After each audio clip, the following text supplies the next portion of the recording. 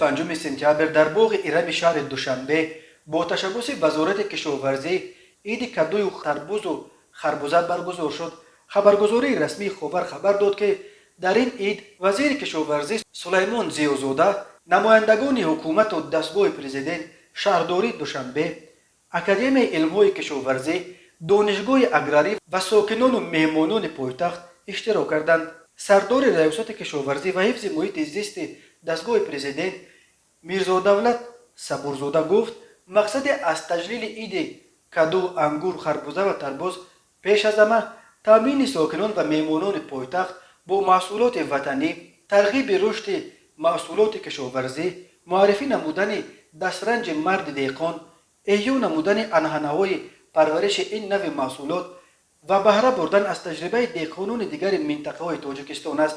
بنا به آمار وزارت کشاورزی تا 27 آگوست در تاجیکستان 22,000 تن انگور جمع آوری شده.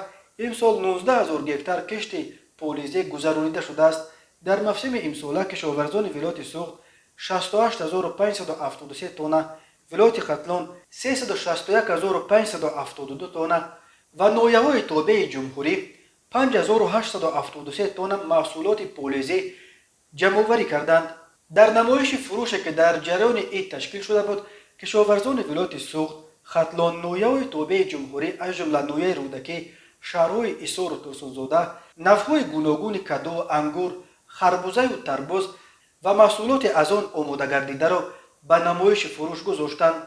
به اطلاع متخصصان وزارت کشاورزی، عین حال در جمهوری 250 نوع خربوزه پرورش کرده می شود.